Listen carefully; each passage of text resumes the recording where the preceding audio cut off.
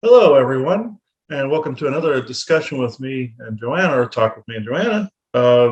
Something came up in a session I did today with Moses, and by the time you see this, it will have been posted to the YouTube. This was essentially looking more into the past lives and how they were more, uh, how dynamic they were, and what role they actually played in history. And I came to realize, as I said in our Q&A, where there were three factors of lies, which was Michael, Simeon, and Joisis. There were three factors. One was more the father figure, one was more a teacher, one was more of a spouse lover type of situation. And each one of these parties initiated some kind of lie and some kind of curse or blockage that padded the past life list. It also padded my SSP memory list as well.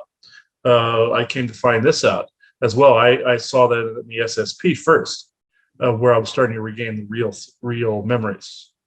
And this is one that came up today was more about ISIS. A lot of the memories her and I were having about Egypt that we had been writing about. Some of the things were false. That was where Simeon's doing was. Where he tried to incorporate me as one of the great Osiris family, which that's the start of the cabal, folks. Why would I want that? Why would I want to own that? Where I was part of that family line, which in fact, when I was looking back in those past lives myself, I was seeing myself outside of that, not even royalty. And I didn't know what was going on. And I didn't realize why I couldn't finish that story, because the story they were having me write was part of the fiction. Even though you can write a fictional story and make a great one and make a point, it wasn't the real deal, which was fine if you incorporate in fiction and put the proper wards and guards on it so you don't conjure stuff. Cool. But this, most of what I was seeing was back in the times of Atlantis and me as the giant that was on the Atlantean Council. And she was there as well. Joanna was there as well.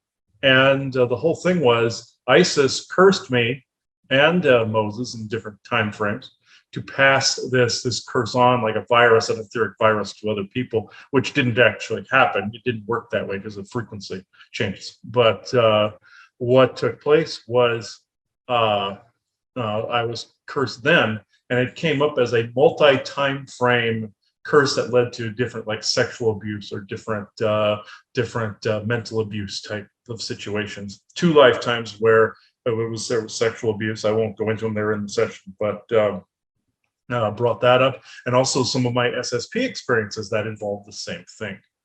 And that's what that involved. In that lifetime, she ended up, was a good guy there, bound me in some chains to make sure that virus did not continue on. And then eventually it was quelled within that session. The reason I'm bringing this up, there is this whole scenario where people believe they were important people in past lives. They're told, oh, you're this person, you're that person. I was told I was Hercules, Osiris, God knows who. I can't remember all of them, but obviously unimportant. And the Hercules thing and Samson thing are still up in the air, whether I was just getting stuff from genetics, from genetic family lineage, or was it some dark spell that was put on the lineage so that I would believe that was solely myself and that I had to carry that burden. That's still up in the air where those particular two are. I'll figure that one out eventually. I'm getting more of a mixed bag with that. But the point I'm making is past lives, guys, they can pad the list like you could write a fictional novel. They could create a scripting holographically, put it into that string or that stream of expressions, even adding dark expressional holographic constructs in there where you were made to believe that you were of a dark expression and had to own that. And this is why I'm always having to disconnect people from their dark expressions, because they weren't real.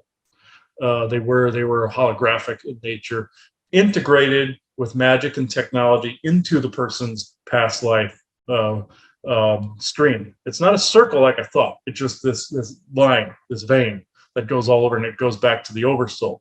What I always found in that part of people were like Orion guards that consciousnesses that were placed at certain times. It's not that they were attempting to just block, like they were like blocking an artery or a vein, like you get like a block in the heart or something like that.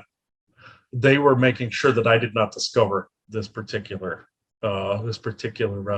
fact, where 9/10 of your past life list was padded. The real meat of it was always being blocked. Even stories developed within some of the past life.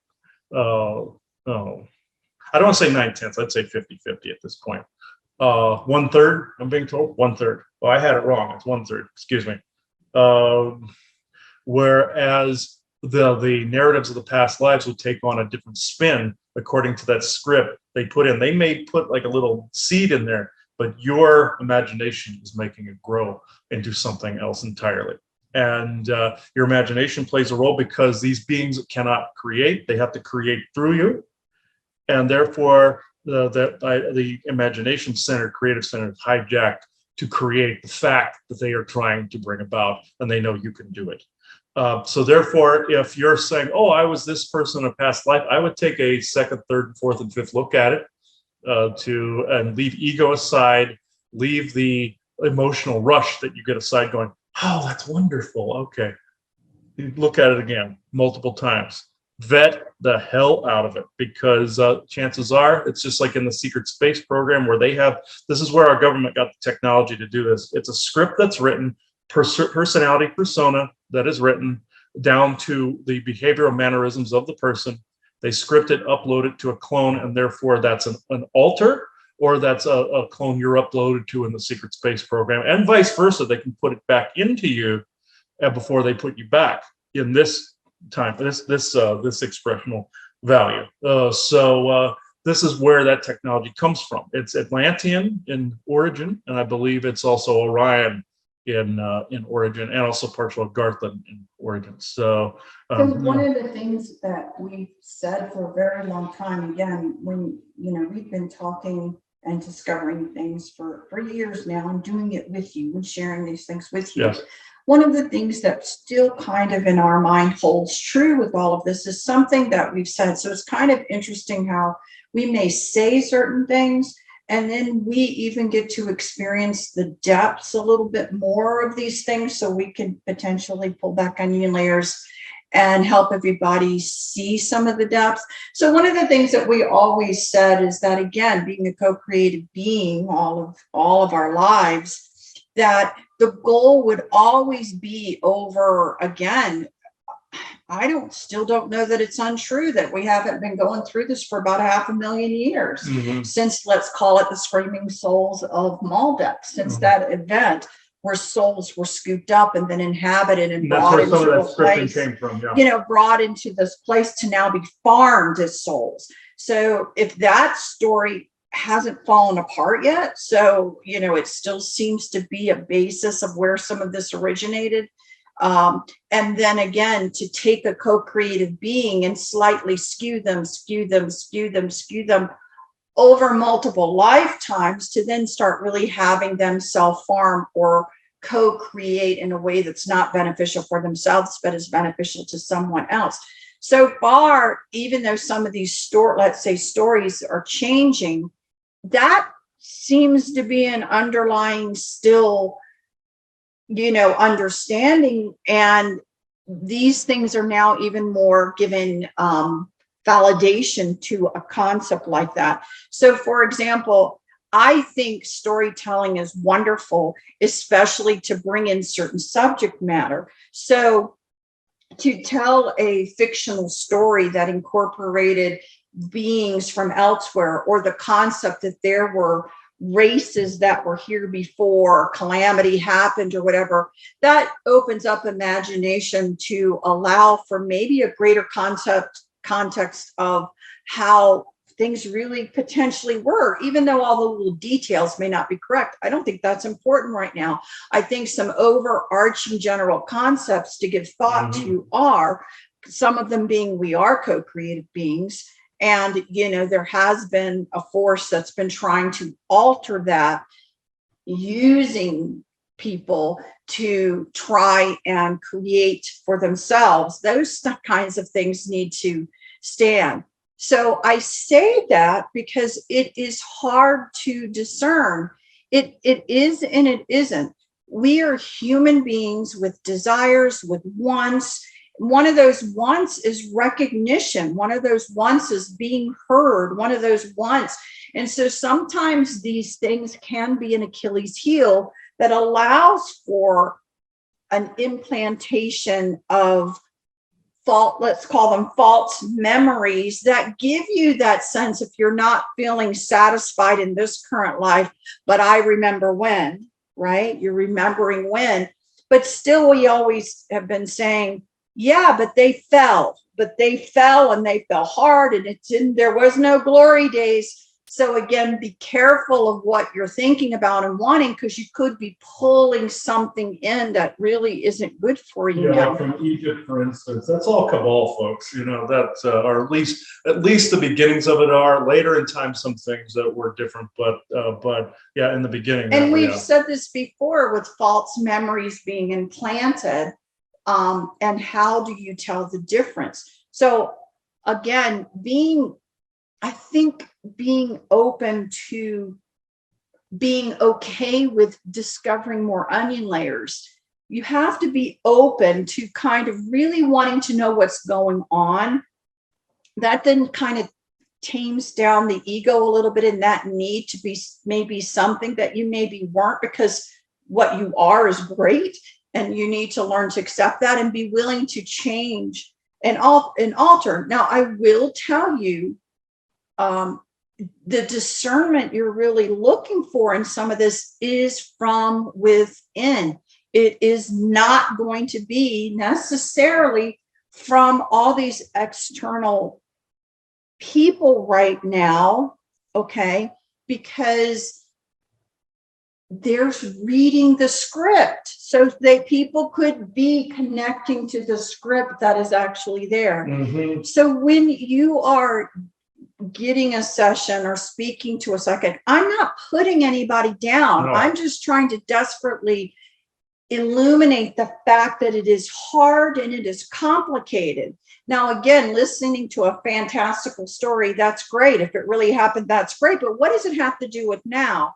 And unless there are some things that are important that have to be resolved. Well, that's my point. That really is one of the only things related to it. Or like I said, you being the vast library that you were, if you can't do public speaking, but you heard about a lifetime where you did, well, if that's real, you can draw down from that library and bring that skill in, not the whole life, not the whole whatever, bring that skill in for a moment to help you through a bad situation.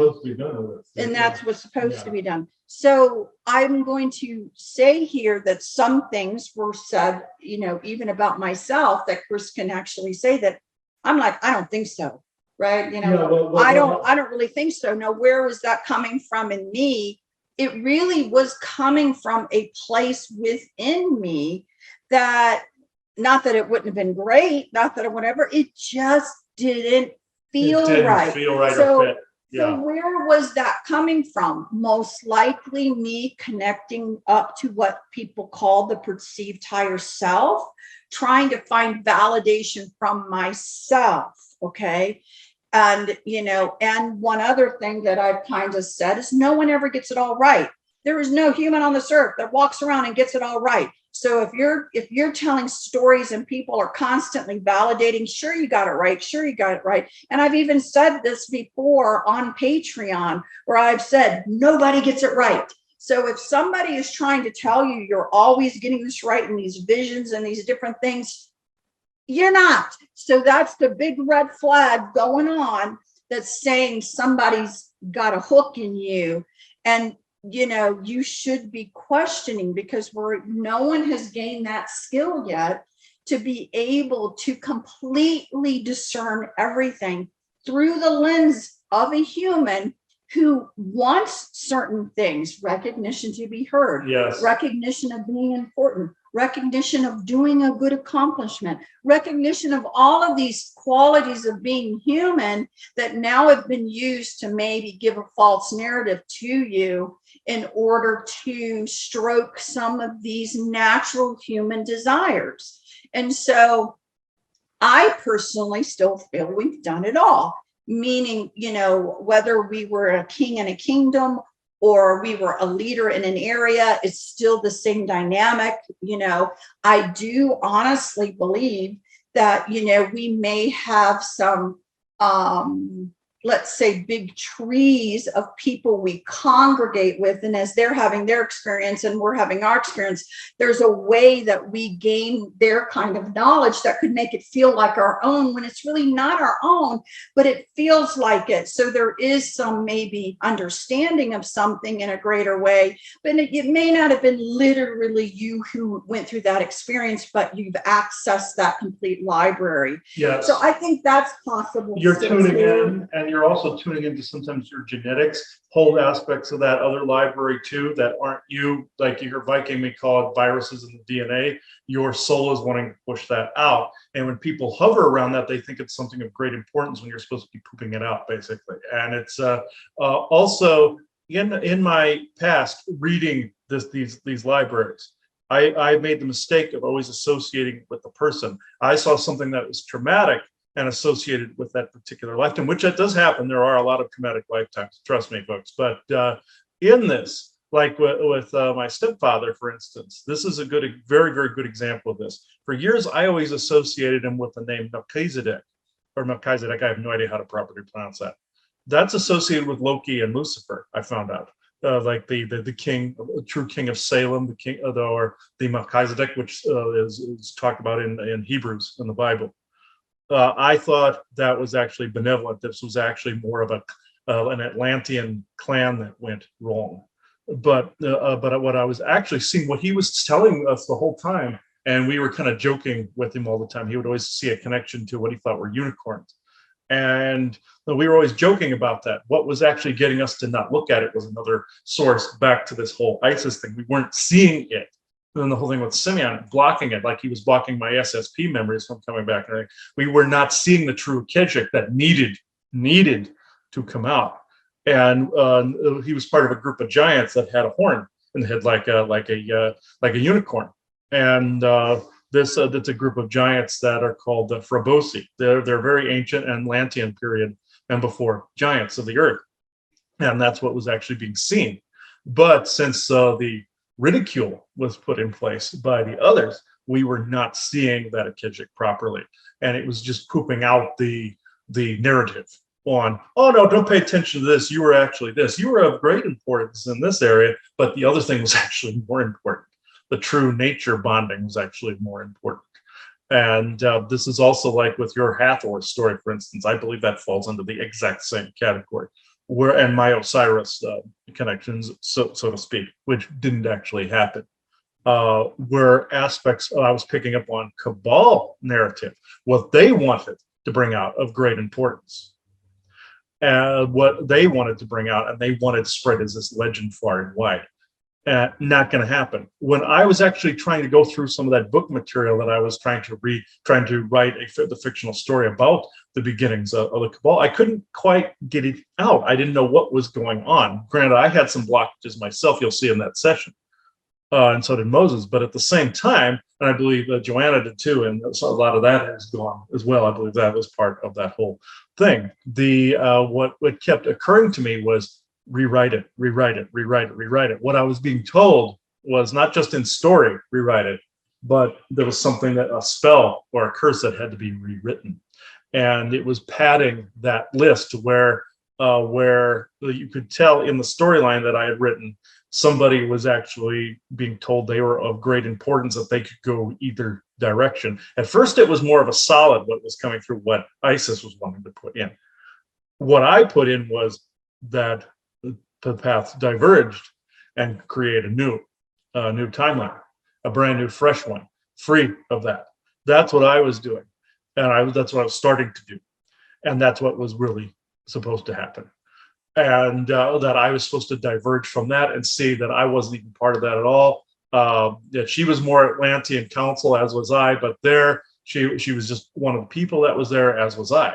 So You mean in Egypt? in Egypt. Yeah. Yeah, not even neither one of royal lineage. The royal Correct. lineage is what was transforming into the cabal lineages at the time. Right. And so, yeah. Which So, was interesting because I always would argue I'm not that Hathor. Maybe No. my name was Hathor, but I knew something inside. Just like- I was like, I didn't want to talk about it. I didn't want to, because I'm like, I felt very strongly. Now I just like you have a lot of this, Jesuses and Mohammeds around now. Yeah. and I'm going to say this in some context. Mhm. When Chris and I were living in North Carolina, remember sitting in the kitchen and you and I are looking through this little archway and we're seeing all these people as if they're in a temple, Mhm. right? Mhm. And they're looking at us and we're looking at them. And, you know, basically trying to put, oh yeah, you are these people. Look at these people worshiping you, right? And I remember very vividly in a very strong sequence seeing the Egyptian towers fighting Draco and being killed. Mhm. Now, what I'm telling you that is not real. Those were intentional Creating AI the narratives. and, you know, that came in to try and reinforce something that in my heart of hearts, I just didn't even feel was Mhm. true. Yeah. But then then what comes is the self-doubt and the things like that were occurring, you know, that. So again, I use this word 50,000 times and a lot of people just roll their eyes. And I'm like, it truly is complicated. This is truly complicated to understand the dynamics of how all of these different things occur to come in line that could push someone into greatly believing something and or a way of thinking and or a messaging to get across and or all of these things. And we know that it is so darn complicated, and we're getting more and more examples of how complicated it is, that this is another reason we do not want to judge individual people. We are always like, discern the message that is coming through, not the messenger. Because again, there are people out there that are knowingly knowing what they're doing. They're causing deception. Yep. I'm not saying that. Some do, some do not. Yeah. But I think a very large percentage of people are caught up in it. And they're not actually knowingly wanting to spread disinformation or wanting to create a narrative that they want to push that's beyond fiction. Mhm. Okay. But again, I go back to fiction. I think fiction is phenomenal and it Okay. introduces subject matter. So if you can even listen to a story where they may be talking about things just to introduce a greater awareness of the potentials of what's going on, fine. But if you start sometimes really concretely believing a narrative of somebody, you have to go back and take really good looks at it. Because why is that even necessary? I guess, in my opinion, it's good to get the generalized brushstrokes right now. That's what's the most important thing. It is not necessary to get the fine brushstrokes at this time at all. What was, I want to bring up two other events. There's the one you just brought up with the whole worshipers thing at the house, where we were seeing that holographic construct that was feeding that narrative. It was the AI that also existed in that time frame that was bringing back a similar, like regurgitating similar imagery. And the other one was starting to be pulled out of my head a little bit here, where oh my god, I just felt it just leave my head instantly. What of no importance, Isaac? Okay, what I was going to relatively say was anything that is associated with the narratives, past life narrative, where you're saying, okay, here it is, where you're like some kind of anointed figure. You're here to make great changes, as an anointed being, a star seed, something of that nature. That's part of an alien agenda to get to make changes on their behalf.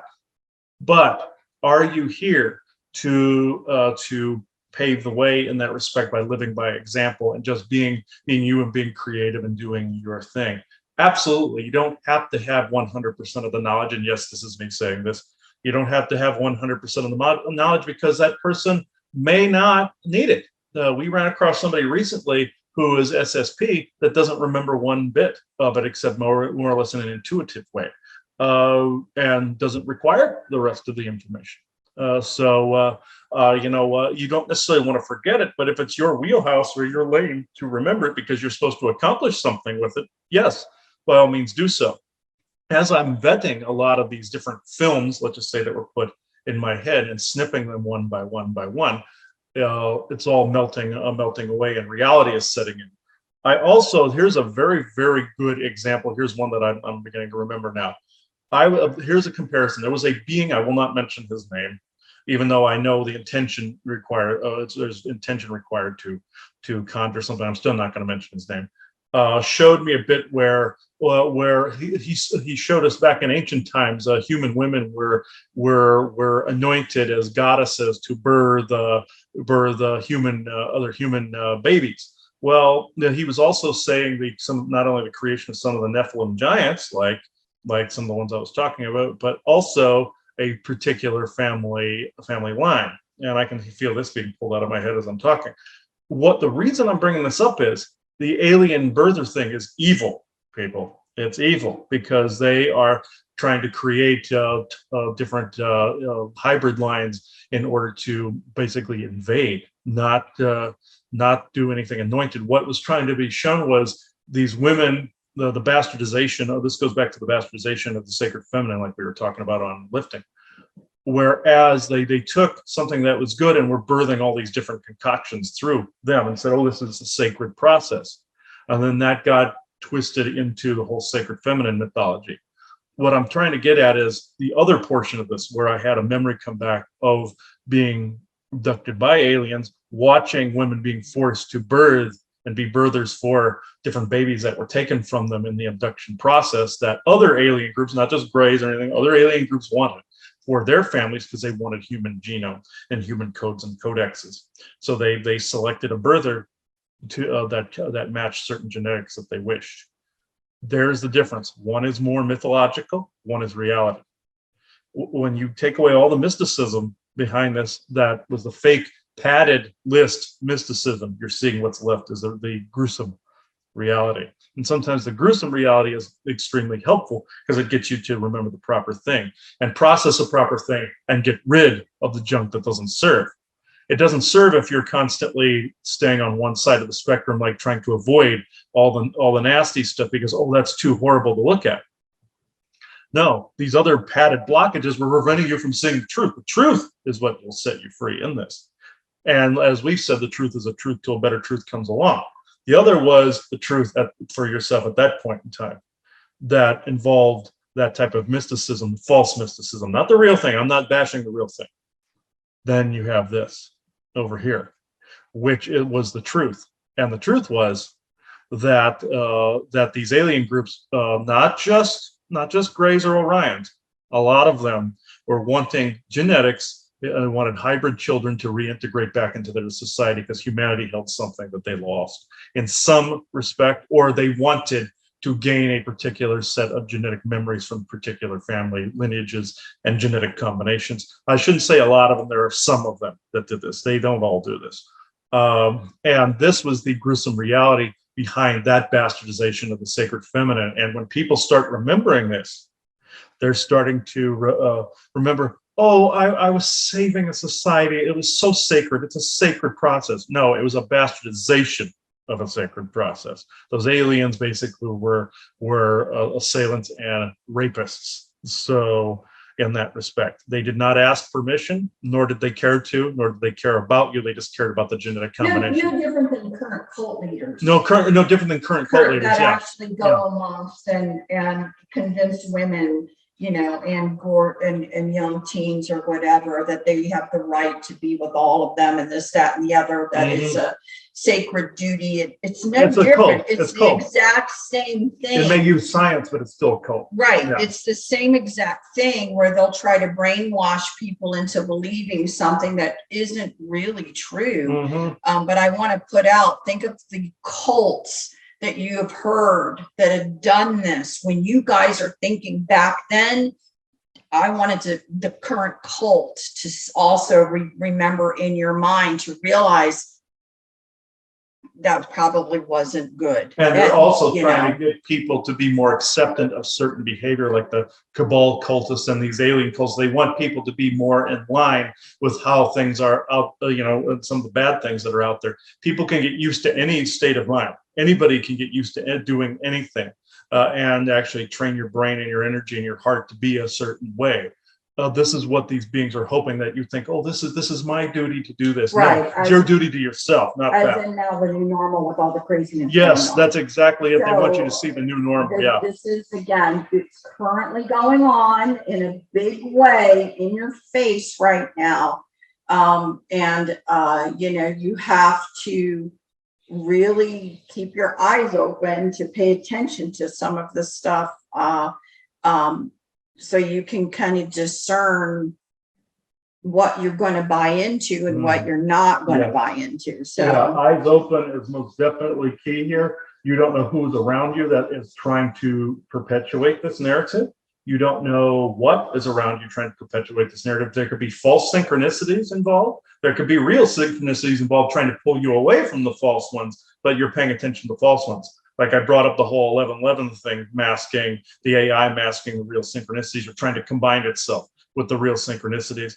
It's good that you see the false synchronicities, but just know the bad guys can create synchronicities just like the good guys can. The key is, are you getting it from your actual soul? Are you getting it from you looking at you? Are you getting it from that? If not, question it. And also don't say, oh yeah, I know in my heart this is true. Do you really? You have to question this. There was somebody that I'm not going to name this person also, that I knew we spoke to before, that was, or I've spoken to before, that was perpetuating this false narrative, and got irked at myself for even questioning it. The narrative going, oh no, I know in my heart this is true. You always say about the heart space, I know what you're saying is false. I just know it. And I said, do you know it? Or are you basing it off of a false reality? Are you basing it off of a template or a foundation that was an illusion? Get rid of the illusion and you will actually see what's present. And not to say sometimes you could have been wrong. Yeah. Oh yeah. I was wrong. Let's be honest about this. I think that's the one thing in our conversations with you guys, that we try desperately to put our egos over there. And we just want to have an honest conversation. And if we're not going to sit here, either one of us, and because we know it's not true, and say that every vision we've had, every dream, every movie that I have had run before my face, everything, like, there is nothing but the truth. I am more aware now that I almost doubt everything. You're more that I'm seeing, because I know, well, let's see, do I think that's AI? Do I think that's someone trying to questioning? You're more enlightened than you were before. Do I think this, that, and the other? If I'm not sure about it, I usually bring it up for conversation to get someone else's opinion. You're more enlightened when you question things like that than you were just carte blanchely accepting all of it. And granted, I could have been incorrect on some things with that person too, but there were some things that I knew the person was incorrect on. But the thing of it is, I had no right correcting her on it. That's what I was at the point I was trying to correct, because I was trying to save the person. I had no right doing that. And so it was good that this person split away from us, because I had no right saying that she was wrong. But at the same time, I wanted to bring up another falsity that's in this whole process. Whereas, like, if you're getting rid of a negative entity around someone, which was also something that I did, you're not interrupting their lesson process. The new age groups love to hang in this area. Oh, you're interrupting their lesson. This goes back to the whole Kabbalah thing, where somebody's lessons were interrupted. Oh, now you got to do it in a different lifetime because this person interfered. It don't work that way, folks. If it's meant to be around somebody to where they'll learn, it's going to come back anyway. So it's going to cycle until they get rid of it. The external entity aside, you get rid of that, whatever entanglement issue or soul issue they have, they still have to work through that. It's not that you've interrupted it and they can't fix it in this lifetime. They have to go to another one. That's part of that padded list. What you can get rid of is overage. You get rid of overage. So again, if he's getting rid of it, it really wasn't something needed. But again, if it's really not meant to be, it's not going to stay away for very long. Yeah. Something that's going to have to come back. Another and thing dealt we'll with. And we we'll don't cycle mean in on. a different lifetime. We need now. We don't mean Yeah. that, that he has disrupted things to the point where it's going to be open. That's like, no, we're just saying in more of an immediacy sense. If something is dealt with and it is over, then it is over, and it is most likely overage. If it's not and it's coming back, it's something that you have to address, and or there could be more of a complication to it, where a thread needs to be fallen back to something that does need to be uncreated, or something that needs That's a what it little was more in the session attention that to we it, had. or something like that. But believe me, there is a lot of overage that has to be kind of dealt with, and it's dealt with, and it's ended, and it's done, unless sometimes some people do remanifest it because they can't stop co-creating it. But even that, I have to say, in all honesty, isn't the highest proportion of things. Most people, they're done, it's overage, it's done with, it's dealt with, and they are not recreating. And they don't see it repeatedly. Like I've come across some people that I helped years ago, and the one demon that was around them was enough to get rid of, and they're absolutely fine. I've seen extreme cases, and I've seen simple ones where I get rid of one thing, and I've seen somebody where all I did was go through their past life stuff, and that was it. So they had no other issues because they corrected them long before. They were having what was known as a timeout lifetime, and that's extremely rare, folks. I want to emphasize how rare that actually is, but it happens. I call it a timeout lifetime, where you've got literally no interference. You just are looking through your Keswick, and you're just basically having a good, fun time. I've maybe known 3 people in my lifetime. But again, you would think, again, a lot of us have lived thousands of a life. You're going to at least do one. You got at least do one thing. At least one's going to, but again, that's a small proportion of your totality. But that's fine. Everyone needs a break every now and then. We're jealous when we see it, but we understand. Yeah, exactly. And I told Joanna, I told other people, I said, I think if I choose to do another lifetime, it's going to be a timeout one, because it's just going to be all creativity, and that's pretty much it. And you need those people that are outside of that, because they still add to the overall in a much greater intensity, because they're not being screwed with. So it's like it sounds strange to say that, but they've stepped outside of that briefly to add to the overall like that, and it's actually quite interesting when that happens. But yeah, this needed to be brought up today after that session that I did, because to give real true light to what is going on. Yeah, you have to avoid the padded list. Trust me, when I was looking through SSP and past life alike, I ran into this padded list like you wouldn't believe. Now that I know what's what, now that I've gotten to the stage where I'm questioning what I'm looking at. Questioning, yeah, you got to question everything, but at the same time, like Viking and I would say, surrendering to the proper flow. I say both. You got to have head and heart working together.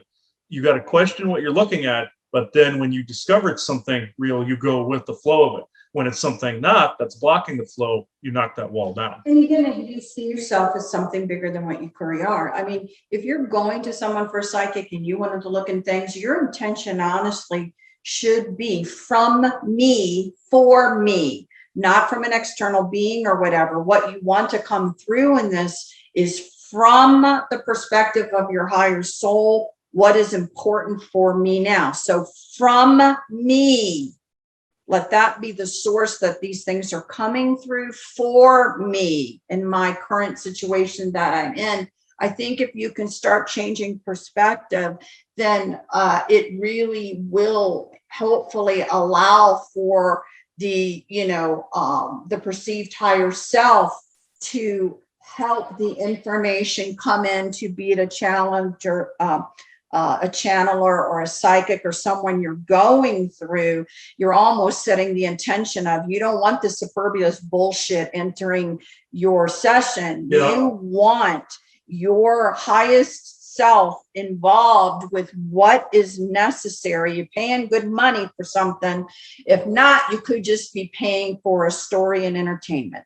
So just kind of keep that in mind and put that intention out there, that you may not be the one doing the channeling or the psychic, but you are setting the intention that you want it to come from you, for you, and try to do what you can to not allow some of this interference, or even if it comes through as conflicting information, at least that gives you a clue that something's amiss. You know what I mean? That the channel would bring through information that seems conflicting was probably something you need to look at, because why would it be conflicting? Because probably one version is a false, one version isn't. And you're getting both of them intertwined together. And I Right. send this to people in sessions where sometimes I see a false path woven into their real one. And I even said, this is a Q&A that I told her I hadn't answered some stuff yet, but I found out that most aspects of the soul mission are false. This is whereas the true core, why you're here, isn't in an anointed fashion. It is in just a living your life fashion, doing what you need to do and came in to do, without the anointed, knighted. What am I trying to get at? Like, oh, you were sent on this mission.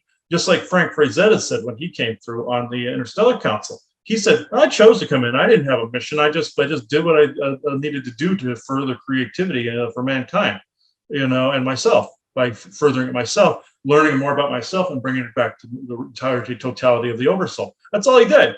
And it wasn't like you were sent, like you had marching orders and you were given a contract. No, that is not how this works. That's not how any of this works. And I said this, I answered this a little bit for our next Q&A as well, but I might as well say this here too, because it qualifies for this particular subject, where part of that was you agreed to the padded list. And this goes back to agreeing to it. You can unagree to anything you want because you are the representation of your totality of your library. You just can't fit all of it in right here. So of course you can say, I want to change that. I want to change the parameters of that. It doesn't work with boots on the ground. We saw a beginning of a show. I never watched the rest of it because I thought it was boring, where some people came back in time and they were trying to prevent certain historical events, but they didn't have all the facts correct. They saw like somebody's Facebook profile really distant in the future and thought it was something that was factual when it was actually fictitious, and they didn't see that. So but the people that had boots on the ground actually see what's going on. The reason I bring this up, no matter if you came from the future back to correct something, you're here with boots on the ground and you're kind of making it up as you go along, because the fact you're seeing with eyes open around you on the ground. Not everything from distant can actually see what's actually on the ground. They might be working on facts and statistics and what have you, and numbers and equations. That doesn't mean they're here. So that I want to put out there. It's like a helicopter pilot trying to tell you what's going on in somebody's apartment. They might be able to see people moving around. They might be able to hear conversations from time to time, but it's those people that are in the apartment or on the ground, boots on the ground, that are actually seeing what's going on. And so it is up to you right now to know what's best for you, what's for the highest good for you, what you need to go through to get to the other side of whatever glass shards you got to walk through and get that out of the way. And that's not always a fact either. Sometimes you may not have those glass shards. Sometimes you may have an easy street. Sometimes you may not. But it is your choice whether to continue on with that repetitious hamster wheel pattern in that particular way. And that is part of the hamster wheel. I want to add that is part of that whole matrix hamster wheel. We discussed part of that in the Matrix of Dreams video, and in the Riddle of the Wheel, the Mighty Hamster Wheel. I believe that is also part of that, where people get caught up in what they think is the superiority of certain lifetimes, when in fact it's just one big flowing stream. And some of those things they thought were important weren't important at all, and some things actually hold importance to resolve now. This is what's actually going on right now. You got some of the new age in this, and you have regular people going through it just every day. And this is something's trying to be pulled out of my head again. They don't want this. Somebody doesn't want this mentioned. It's this is actually part of the whole hamster one. I started mentioning that. That's when I started to get messed with, and part of the whole matrix mentality. This is what messed with, because the fact, again, you don't have marching orders. You are your own marching orders. This is also what my own higher self is saying. You are your own marching orders, and it's being emphasized over and over and over again. You are your own mission. You may have come in and planned something over here, even around other people. You may have planned something, but ones that are, and I keep getting the imagery of, I saw in someone's session once. This goes back to another session. This was quite a long time ago. This is back when we were in North Carolina. Whereas somebody was seeing a being like they were jumping out of an airplane, like paratroopers. Okay, your mission's here, whoo, and they're being thrown out. Your mission's here, whoo, and they're being thrown out. It don't work that way, folks. That soul has to decide that. If you're seeing something like that, it's another set of beings dictating your path.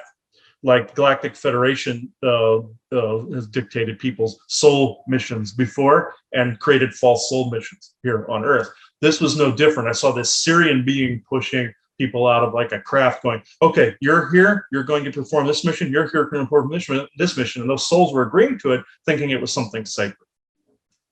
No. The choices of the totality of you, not that being that was pushing people out of the plane in that particular sequence. No. Now, is it slightly different? Like with groups like the Mozen, they're more militaristic. They do things like that. That's in more of an actual military mission sort of mentality.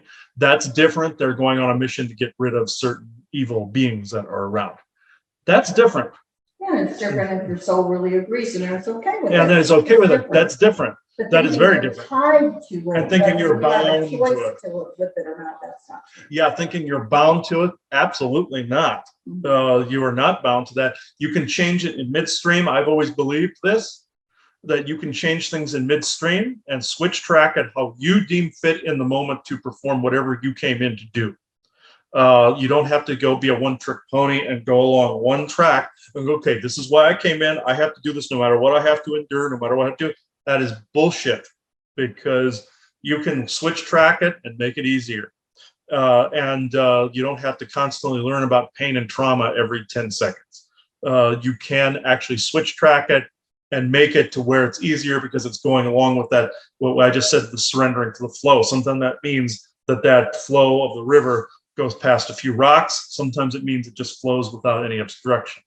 And with that said, you can co-create either one by either believing in the other, where you must go over bumpy and jagged rocks all the time to get to the other side, kind of like the people that believe that Armageddon must happen before there's peace. That's bullshit.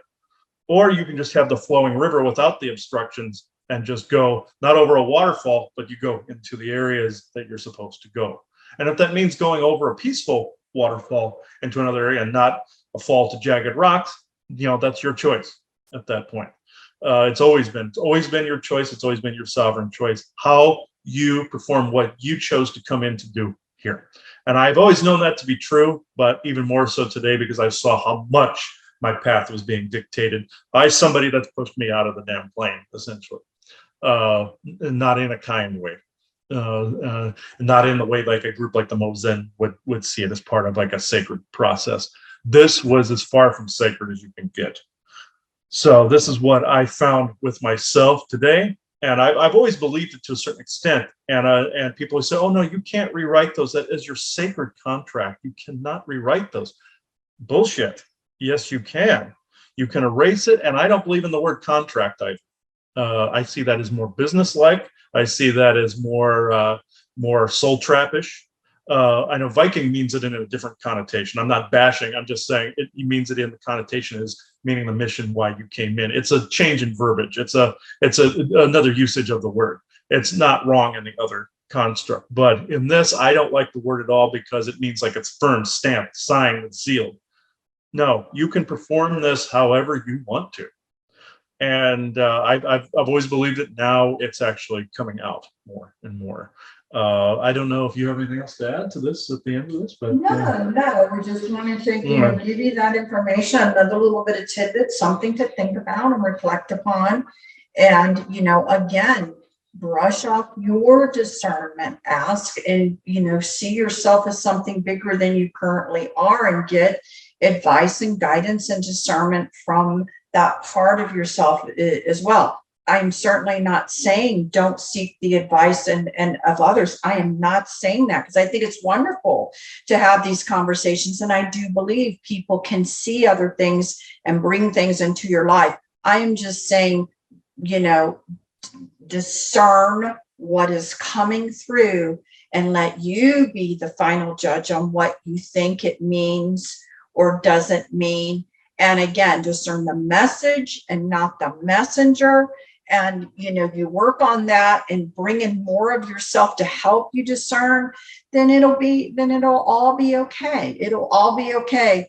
It just be open that there's more layers to this than we currently understand. And for those of us that are truly interested in really seeing things more clearly and understanding it all, this is an important part of it. Mhm. So, we hope this has given you a lot of food for thought today to ponder and to, think about and reflect within your own lives. Yes. And I know why I'm here. I'm here to question all of this. I've always believed that to some extent. I'm here to question all this, but also go with the proper flow of how my own totality of me actually wanted it so before I even came into this expressional value. So yeah, just question, but you don't always have to overthink about everything. But knowing to have head and heart working together, and the soul being the totality of the process. So I believe we're good here. So something's making my eyes all twitchy for whatever reason. But okay, I think we're good with this, folks. So thank you for watching this impromptu episode of Talk with me and Joanna. And I look forward to our new subscription base that'll come up there in the not too distant future. So thank you, everybody. Bye bye.